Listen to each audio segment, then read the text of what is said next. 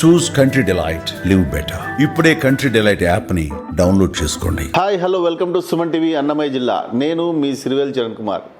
ఇప్పుడు నేను చేయబోయే ఈ వీడియోను మీరు లాస్ట్ వరకు చూసి మీ అభిప్రాయాన్ని ఖచ్చితంగా చెప్పండి. మీకు రోడ్డు మీద ఎవరైనా అడుక్కుంటూ కనిపిస్తే కొద్దిగా గమనించండి. ఆంధ్రప్రదేశ్లో ఈ బెగ్గింగ్ గ్యాంగ్ చిన్నపిల్లల్ని 300 రూపాయలకు రోజు కిరాయి చెల్లించి వాళ్ళను చంకలోకి ఎత్తుకొని అడుక్కుంటూ ఉంటారు. ఇది ఎక్కువగా విజయవాడ, గుంటూరు, ప్రకాశం, నెల్లూరు, వెస్ట్ గోదావరిలో జరుగుతోంది. 8 నెలల పిల్లల్ని వీళ్ళు అద్దెకు తీసుకుని వీళ్లకు స్లీపింగ్ పిల్స్ ఇస్తారు. దానివల్ల వాళ్ళు రోజంతా నిద్రలోనే ఉంటారు. చెన్నైలో ఒక బెగ్గింగ్ ర్యాకెట్ని నడిపే వాళ్ళను పట్టుకున్నారు. వీళ్ళు కొంతమంది మహిళలను గుడి దగ్గర అడుక్కోమని, తరువాత అదే మహిళలకు బుర్కా వేసి మసీదు దగ్గర కూర్చోబెట్టి వ్యాపారం చేసేవాళ్ళు. ఇది చాలా పెద్ద ఎత్తున ఒక క్రమశిక్షణతో జరిగే అక్రమ వ్యాపారం. దీన్నే బెగ్గింగ్ మాఫియా అని కూడా అంటారు. దేశంలో దాదాపు 4 లక్షల మంది అడుక్కునే వృత్తిలో ఉన్నారు. సెన్సెక్స్ ప్రకారము అందులో 21% ఇంటర్ కంప్లీట్ చేసిన వాళ్ళు, 7.5% అంటే దాదాపు 3000 మంది డిగ్రీ లేదా డిప్లొమా చేసిన వాళ్ళు కూడా ఈ వృత్తిలో ఉన్నారంటే అందరూ ఆశ్చర్యపోక మానరు. 2022లో రోజు కూలి చేసుకునే సురేష్ మాంజీ పని వెతుక్కుంటూ బీహార్ నుంచి కాన్పూర్కి వెళ్ళాడు. కాన్పూర్లోని యశోదానగర్ స్లమ్లో ఉంటూ పని కోసం వెతికేవాడు. ఒకరోజు విజయ్ అనే వ్యక్తి అతనికి పరిచయమై నీకు పని కల్పిస్తానని చెప్పి కాన్పూర్లోని ఒక ప్రదేశానికి రమ్మని చెప్తాడు. తరువాత రోజు సురేష్ అక్కడికి వెళ్ళిన వెంటనే అతన్ని 2-3 పట్టుకొని కిడ్నాప్ చేస్తారు. తరువాత సురేష్కు మత్తుమందు ఇచ్చి తన కళ్ళల్లోకి ఒక కెమికల్ను ఇంజెక్ట్ చేసి అతన్ని గుడ్డివాణ్ణి చేస్తారు. అంతేకాకుండా సురేష్ అన్ని వేళ్లను కట్ చేసి శరీరం మీద అనేక గాయాలను కూడా చేస్తారు. ఇవన్నీ ఎందుకు చేస్తారంటే అడుక్కునేటప్పుడు ఇతనిని ఎవరైనా చూస్తే ఇతనిపై జాలి, దయ కలిగి దానం చేసేటట్లుగా ఉండాలని. సురేష్ను ఈ విధంగా తయారు చేసిన తర్వాత ఒక గ్యాంగ్ 70,000 రూపాయలకు ఇతన్ని అమ్మేస్తారు. తర్వాత రాజ్ అనే ఒక వ్యక్తి సురేష్ని కాన్పూర్ నుంచి ఢిల్లీకి గోరఖ్నాథ్ ఎక్స్ప్రెస్లో తీసుకొచ్చి అడుక్కోమని ఢిల్లీలో ఒక ఏరియాలో వదిలిపెడతారు.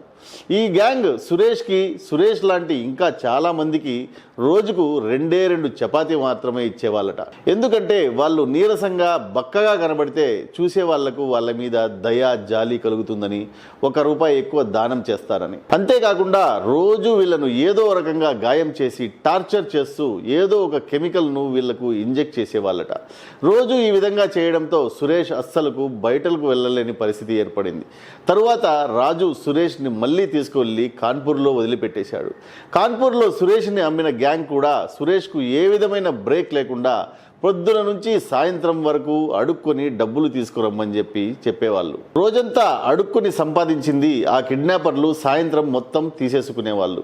కొన్ని రోజుల తర్వాత సురేష్ ఆరోగ్యం ఇంకా పాడవడంతో సురేష్ని కిడ్నాపర్లు రోడ్డు మీద వదిలిపెట్టి వెళ్ళిపోయారు. తరువాత ఎన్నో కష్టాలు పడి సురేష్ తన ఇంటికి చేరుకున్నాడు. కానీ వాళ్ళ ఇంట్లో వాళ్ళు కూడా అతన్ని గుర్తుపట్టలేని పరిస్థితి. స్క్రీన్ మీద సురేష్ అసలు ఫోటోలను మీరు చూడవచ్చు. తరువాత వీళ్ళ నియోజకవర్గం ఎమ్మెల్యే ద్వారా కంప్లైంట్ ఫైల్ చేస్తే తరువాత ఇది వెలుగులోకి రావడం జరిగింది. సురేష్కి జరిగింది చిన్న విషయం కాదు, చిన్న కేసు కాదు. ఇది చాలా పెద్ద ఎత్తున జరిగే వ్యాపారం. దీనికి మన బెగ్గర్ మాఫియా అని పిలవచ్చు. భారతదేశంలో ఈ వ్యాపారం 1.5 లక్ష కోట్ల టర్నోవర్ ఉంటుంది అంటే ఎవరైనా ఆశ్చర్యపోతారు. ఇందులో ముఖ్యంగా చిన్నపిల్లలు, మహిళలు ఎక్కువ స్థాయిలో ఉన్నారు. రోజుకు ఒక భిక్షగాడు ఎంత సంపాదిస్తాడు? ఈ మాఫియా ఇంత పెద్ద స్థాయిలో ఎట్లా నడుపుతున్నారు? ఈ సమస్యకు పరిష్కారం ఏంటి? రండి ఈ వీడియోలో ఈ సమస్యను, ఈ బెగ్గర్ మాఫియాను పూర్తి స్థాయిలో తెలుసుకునే ప్రయత్నం చేద్దాం. మొదట ఎవరు అడుక్కోవడానికి ముందుకు వస్తున్నారు, ఎందుకు వీళ్ళు అడుక్కుంటున్నారు అనే విషయం మీద చర్చిద్దాం. 2021 ఇన్స్టిట్యూట్ ఫర్ హ్యూమన్ డెవలప్మెంట్ మరియు ఢిల్లీ గవర్నమెంట్కు చెందిన డిపార్ట్మెంట్ ఆఫ్ సోషల్ వెల్ఫేర్ ఒక రిపోర్ట్ను చాలా పరిశోధన చేసి ఒక నిర్ధారణకు వచ్చారు.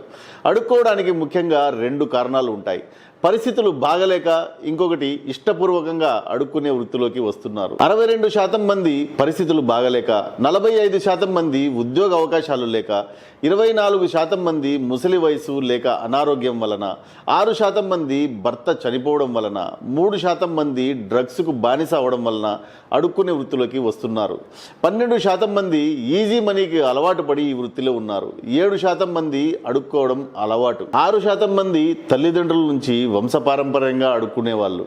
3% మంది ధార్మిక కారణాల వల్ల అడుక్కుంటున్నారు. ఇంకా ఈ సర్వే ప్రకారం 20% మంది అడుక్కునే వృత్తిలో ఉంటూ ఏదో ఒక పార్ట్ టైం ఉద్యోగం చేసుకునే వాళ్ళు కూడా ఉన్నారు. వారిలో కూలి చేసుకునే వాళ్ళు, వీధుల మీద వ్యాపారాలు చేసేవాళ్ళు, కొంతమంది రిక్షా నడిపే వాళ్ళు, సెక్యూరిటీ గార్డ్, బూట్ పాలిష్, కార్లు తులవడం, ఇండ్లల్లో పని చేయడం లాంటి పనులు చేస్తూ ఉంటారు. ఈ పనుల వల్ల వచ్చే ఆదాయం అంతగా ఉండదు కాబట్టి వీళ్ళు అడుక్కుంటూ ఉంటారు. కోవిడ్-19 తర్వాత చాలా మంది ఉద్యోగాలు కోల్పోయి బలవంతంగా అడుక్కునే వృత్తిలోకి వచ్చినట్టు కూడా సమాచారం. ఇక వీళ్ళ ఆదాయం విషయానికి వస్తే 32% మంది రోజుకు 100 రూపాయలు, 33% మంది 100 నుంచి 200 రూపాయలు, 22% మంది 200 నుంచి 400 రూపాయలు, 1% మాత్రమే రోజుకు 400 కంటే ఎక్కువ సంపాదించే వాళ్ళు ఉన్నారు. మొత్తం నెలంతా అడుక్కున్న 3 నుంచి 6,000 రూపాయలు మాత్రమే సంపాదించగలుగుతారు. ఇంత తక్కువ ఆదాయం ఉన్నప్పటికీ ఇందులో చాలా మంది ఈ బెగ్గింగ్ మాఫియా బారిన పడి ఈ వృత్తిలో కొనసాగుతూ ఉంటారు. రోజు సాయంత్రం వాళ్ళ ఆదాయం ఈ బెగ్గింగ్ మాఫియాకు ఇచ్చేయవలసిందే. ఈ అడుక్కునే వాళ్ళను ఈ వృత్తిలోకి మాఫియా ఎలా తీసుకువస్తుందో తెలుసుకుందాం. ఈ బెగ్గింగ్ మాఫియా అందరికంటే బలహీనమైన వాళ్ళను ఎంచుకుంటుంది. వారిలో మొదటి స్థానం పిల్లలదే. పిల్లలను కిడ్నాప్ చేయడం, పేదవారి దగ్గర కల్లిబుల్లి మాటలు చెప్పి వారి పిల్లలను తక్కువ డబ్బులకే కొనేయడం లాంటివి చేస్తుంటారు. దాదాపుగా 60,000 మంది పసిపిల్లలు ప్రతి సంవత్సరం మన దేశంలో కిడ్నాప్కు గురి అవుతూ ఉన్నారు. కొన్ని గ్యాంగులు పిల్లలను అద్దెకు కూడా తీసుకుంటూ ఉంటారు. ఉదాహరణకు ఆంధ్రప్రదేశ్లో పిల్లలను రోజుకు 300 రూపాయల చొప్పున అద్దెకు తీసుకొని ఆ పిల్లలకు నిద్ర మాత్రలు, దగ్గుమందును ఇస్తారు. ఎందుకంటే వాళ్ళు సాయంత్రం వరకు ఆ నిద్రలోనే ఉంటారు. ఇంకొక ఉదాహరణ, కోల్కతాలో బంగ్లాదేశీ గ్యాంగ్తో కలిసి 8 సంవత్సరాల వరకు ఉన్న పిల్లలను కిడ్నాప్ చేసి ట్రైన్లలో, రైల్వే స్టేషన్లో అడుక్కుని సంపాదించి తెచ్చి ఇమ్మని అంటూ ఉంటారు. ఇలాంటి పిల్లలకు కనీసం వాళ్ళ హక్కులు ఏమిటి, చదువుకోవడం అలాంటివి ఏ విషయాలు తెలియనివ్వకుండా ఉంచుతారు. చాలామంది పిల్లలు బక్కపలచగా, జాలి కలిగే విధంగా ఉండాలని చాలా రోజుల పాటు తిండి కూడా పెట్టరు. ఇంకా ఈ బెగ్గింగ్ మాఫియా గురించి భయంకరమైన ఉదాహరణలు నాకు తెలిసినప్పటికీ నేను బయట పెట్టదలుచుకోలేదు. ఏదైతే మనం సురేష్ గురించి చెప్తున్నామో అలాంటివి చాలా మంది పిల్లల మీద కూడా జరిగాయి. ఈ బెగ్గింగ్ మాఫియా ఈ అడుక్కునే వాళ్ళను రోజు తెల్లవారితో ఒక్కొక్కరిని ఒక్కొక్క ఏరియాకి పంపిస్తూ ఉంటారు. ఒక ఏరియా వాళ్ళు ఇంకొక ఏరియాలోకి వెళ్ళకూడదు. ఈ గ్యాంగులకు డబ్బులు ఎక్కడ ఎక్కువ వస్తాయో అన్నీ తెలిసి ఉంటాయి. దేవాలయాల దగ్గర, మసీదుల దగ్గర, రైల్వే స్టేషన్లలో, బస్టాండ్లలో ఎక్కడ ఎక్కువ జనాలు తిరుగుతూ ఉంటారో అక్కడ వీళ్ళు అడుక్కునే వాళ్ళను పంపిస్తూ ఉంటారు. ఎవరైనా స్వతహాగా అడుక్కుందామని అనుకుంటే ఈ గ్యాంగ్స్ పర్మిషన్ ఖచ్చితంగా తీసుకోవాల్సిందే. కానీ అన్ని బెగ్గింగ్ గ్యాంగ్లు కూడా అంత క్రూరత్వాన్ని కలిగి ఉండవని చెన్నైలో ఒక గ్యాంగ్ లీడర్ అందరూ సంపాదించుకుని వచ్చిన సొమ్మును సమానంగా పంచేవాడని, అతను కూడా కొంచెం ఉంచుకునేవాడని ఒక సర్వేలో తేలింది. ఇక తన ఆదాయం కోసం ఆయన ఎక్కడికి వెళితే డబ్బులు ఎక్కువ సంపాదించవచ్చు, ఎక్కడ పండుగలు, ఎక్కడ ఉత్సవాలు, పెళ్లిళ్ళు జరుగుతున్నాయో తెలుసుకుని వీళ్లకు సలహాలు ఇచ్చి డబ్బుల సంపాదనకు తోడ్పడేవాడని ఆ సర్వేలో తేలింది. ఈ గేమ్ అంతా మామూలు మనుషుల ఊహకు కూడా అందదు. చెన్నైలో ఒక బెగ్గింగ్ రాకెట్ నడిపే వాళ్ళను పట్టుకున్నారు. వీళ్ళు కొంతమంది మహిళలను గుడి దగ్గర అడుక్కోమని, తరువాత అదే మహిళలను బుర్కా వేసి మసీదు దగ్గర కూర్చోబెట్టి వ్యాపారం చేసేవాళ్ళు. వీళ్ళు ఇంకా ఎక్కువగా వర్షం కురుస్తున్నప్పుడు చిన్నపిల్లలను ఆ వర్షంలో తడిపిస్తూ ట్రాఫిక్ సిగ్నల్ దగ్గర అడుక్కుంటూ ఉంటారు. ఒకసారి భీమప్ప అనే 13 ఏళ్ల కుర్రాడు 8 నెలల ఆస్మాను వర్షంలో ట్రాఫిక్ సిగ్నల్ దగ్గర అడుక్కుంటూ ఉంటే చూసి చలించి ఒక ఆమె 100 రూపాయలు ఇచ్చింది. ఈ టెక్నిక్ని కనుక్కున్న బెగ్గింగ్ మాఫియా గ్యాంగ్ లీడర్లు ఇదే పద్ధతిలో చిన్నపిల్లల్ని వర్షంలో అడుక్కునేటట్లుగా ఆర్డర్స్ జారీ చేశారు. ఇలా చేయడం వల్ల పూజ అనే 2 సంవత్సరాల పాప చలికి తట్టుకోలేక చనిపోయింది. ఇంకా ఈ బెగ్గింగ్ మాఫియా పిల్లలకు డ్రగ్స్ అలవాటు చేసి డ్రగ్స్కి బానిసలుగా తయారు చేస్తారు. దానివల్ల వాళ్ళు డ్రగ్స్ కావాలంటే ఖచ్చితంగా అడుక్కుని డబ్బులు తీసుకుని రావాల్సిందే. ఈ బెగ్గింగ్ మాఫియాలకు రాజకీయ నాయకులు అండాదండా కూడా మెండుగా ఉంటుందని సమాచారం. ఆంధ్రప్రదేశ్లో కొన్ని ఎన్జిఓలు పిల్లలను కాపాడడానికి ప్రయత్నం చేస్తే లోకల్ పొలిటీషియన్లు బెగ్గింగ్ మాఫియాకు సపోర్ట్ చేసినట్టుగా సమాచారం. 2017లో రాజకీయ నాయకుల అండ బెగ్గింగ్ మాఫియాకు ఉండడం వల్ల పిల్లలను బెగ్గింగ్ మాఫియా నుంచి కాపాడడం చాలా కష్టమైందని ఆ ఎన్జిఓలు తెలిపారు. 2009లో ఒక విచిత్రమైన సంఘటన వెలుగులోకి వచ్చింది. బెంగళూరులో ఒక ఆయా పిల్లల తల్లిదండ్రులు బయటకు వెళ్ళగానే చిరిగిపోయిన గుడ్డలు ఆ పిల్లలకు వేసి నిద్రమాత్రలు ఇచ్చి రోజుకు 100 రూపాయల అద్దెకు బెగ్గింగ్ గ్యాంగ్కు ఇచ్చేది. ఈ సంఘటనలన్నీ చూస్తే ఈ బెగ్గింగ్ మాఫియా నెట్వర్క్ ఎంత పెద్దది అనేది మనకు అర్థం అయిపోతుంది. స్వతంత్ర భారతదేశంలో మొట్టమొదటిసారి అడుక్కోవడాన్ని నిర్మూలించడానికి మొదటి చట్టం the Bombay prevention of begging act 1959 అనేది వచ్చింది. ఈ చట్టం ప్రకారం ఎవరైనా వ్యక్తి అడుక్కుంటూ కనిపిస్తే అతనికి 10 ఏళ్లు జైలు శిక్ష, అంతేకాకుండా దీనికి సంబంధించిన చీఫ్ కమిషనర్ ఇలా అడుక్కునే వాళ్ళను అందరినీ ఒక శిక్షణాలయంలో ఇష్టం వచ్చినన్ని రోజులు ఉంచవచ్చు. దీనివల్ల చాలామంది ఇల్లు లేని వాళ్ళు ఈ శిక్షణాలయంలో ఉండేవాళ్ళు. చాలామంది ఈ చట్టాన్ని కూడా తప్పుపట్టారు. బెగ్గింగ్ గ్యాంగ్లను ఏమీ చేయలేక మొత్తం శిక్షను అంతా అడుక్కునే వాళ్ళ మీద రుద్దుతున్నారని అన్నారు.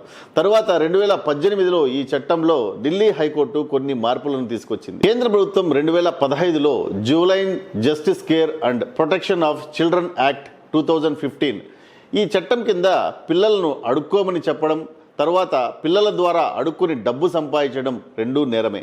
2021లో ఈ అడుక్కోవడాన్ని రద్దు చేయాలని ప్రయత్నం చేసినప్పటికీ సుప్రీంకోర్టు ఒప్పుకోలేదు. ఎవరు అడుక్కుని బతకాలని కోరుకోరు అని, పేదరికం వల్ల అడుక్కోవాల్సి వస్తుందని, ఇది ఒక సోషియో ఎకనామిక్ ఇష్యూ అని సుప్రీంకోర్టు పేర్కొంది. ఇన్ని జరిగిన తరువాత ప్రభుత్వం ఈ బెగ్గింగ్ మాఫియా గ్యాంగ్ లీడర్లను ఏమీ చేయలేకపోయింది. కానీ ఈ అడుక్కొని బతికే వాళ్ళను మాత్రం ఎప్పుడూ ఆంక్షల్లోనే విధించింది. వీళ్ళ సమస్యలను పరిష్కరించకుండా వీళ్ళను ముఖ్యమైన ఈవెంట్లు, మీటింగ్లు జరిగేటప్పుడు దాచిపెట్టాలని ప్రయత్నం చేస్తుంది. 2023లో G20 సమ్మిట్ జరిగినప్పుడు, 2017లో ఇవాంకా ట్రంప్ వచ్చినప్పుడు ఈ అడుక్కునే వాళ్ళందరినీ నైట్ షెల్టర్లకు షిఫ్ట్ చేశారు. అంతేకాకుండా ముఖ్యమైన మీటింగ్లు, ఈవెంట్లు ఉన్నప్పుడు స్లమ్ ఏరియాలు కనబడకుండా పరదాలు కట్టి మూసేస్తుంటారు. 2010లో కామన్వెల్త్ గేమ్లు జరిగినప్పుడు అడుక్కునే వాళ్ళను బలవంతంగా ట్రైన్లు, ట్రక్కుల్లో పడేసి వేరే నగరాలకు పంపించేశారు. ఇప్పుడు ఈ బెగ్గింగ్ మాఫియాను అంతం చేయడానికి మన ప్రభుత్వం ఏం చేస్తే బాగుంటుంది అనేది ప్రశ్న. ప్రభుత్వం అడుక్కునే వాళ్ళను రెస్క్యూ చేసి ప్రభుత్వం నడిపే షెల్టర్స్లో ఉంచి తర్వాత వీళ్ళను తిరిగి వాళ్ళ ఇంటికి పంపించాలా వద్దా అని నిర్ణయించాలి. ఒకవేళ పంపే అవకాశం లేకపోతే ప్రభుత్వానికి చైల్డ్ కేర్ ఇన్స్టిట్యూషన్ని ప్రారంభించి వీళ్లకు కౌన్సిలింగ్ని, చదువుని, శిక్షణను ఇవ్వాలి. దీనివల్ల వీళ్ళు భవిష్యత్తులో సొంతంగా పనిచేసి బ్రతికే అవకాశం కలుగుతుంది. ఇంతకుముందు ప్రభుత్వాలు ఇలా చేయడానికి ప్రయత్నం చేశాయి, కానీ అమలు పరచడంలో ఘోరంగా విఫలమయ్యాయి. ఉదాహరణకు ఢిల్లీ ప్రభుత్వం లాంపూర్ విలేజ్లో అడుక్కునే వాళ్ళ కోసము 70 రూములతో 1500 మంది ఉండే ఒక రిహాబిలిటేషన్ సెంటర్ను ప్రారంభించారు. అడుక్కుంటూ పట్టుబడితే వాళ్ళను ఇక్కడ 1 సంవత్సరం నుంచి 3 సంవత్సరాలు ఉంచి పంపేవాళ్ళు. 2010లో 200 మంది అడుక్కునే వాళ్ళను ఇక్కడ ఉంచారు. తర్వాత 2014లో కేవలం 60 మందిని, 2016లో ఒక్కరిని మాత్రమే, తర్వాత 2017 నుంచి ఇక్కడికి ఎవరు రానేలేదు. కానీ ఢిల్లీలో ప్రతి గల్లీకి వందల మంది బికారులు కనబడుతూనే ఉంటారు. 2020లో union ministry of social justice and empowerment ఒక పైలట్ ప్రాజెక్ట్ని మొదలుపెట్టింది. ఈ ప్రాజెక్టులో భాగంగా దేశంలోని 10 ముఖ్య నగరాలను బెగ్గర్ ఫ్రీ సిటీస్గా తయారు చేయాలని దీని ఉద్దేశం. ఇందులో ఇందోర్ కూడా ఒక నగరం. ఇండోర్లో 2025 జనవరి 1 నుండి అడుక్కోవడం, అడుక్కునే వాళ్లకు దానం చేయడం రెండూ నేరమే. దానం చేసిన వాళ్ళ మీద కూడా FIR ఫైల్ చేయబడుతుంది. జనవరి నెలలో ఒక గుడి ముందర ఒక బికారికి ఒక ఆమె దానం చేసింది. అది చూసిన ఒక వ్యక్తి ఆమె మీద కంప్లైంట్ చేశాడు. ఆమె మీద section 223 disobedience to order issued by public servant కింద FIR ఫైల్ చేశారు. ఇది మధ్యప్రదేశ్లో దానం చేసినందుకు మొట్టమొదటి కేసు ఫైల్ చేయడం. భోపాల్లో కూడా ఇదే విధంగా అడుక్కోవడం, దానం చేయడం రెండింటినీ బ్యాన్ చేశారు. కానీ డైరెక్ట్గా ఇలా బెగ్గింగ్ని బ్యాన్ చేయడం సమంజసమేనా అనేది ప్రశ్న. ఎంతోమంది వికలాంగులు, పేదలు, వెనుక ముందు ఎవరూ లేని వాళ్ళు, అసహాయులు ఎలా బతుకుతారు? కొంతమందికి డిగ్రీ ఉండి కూడా అడుక్కుంటున్నారంటే మనమే అర్థం చేసుకోవచ్చు వీళ్ళకు వేరే ఆప్షన్ లేదని.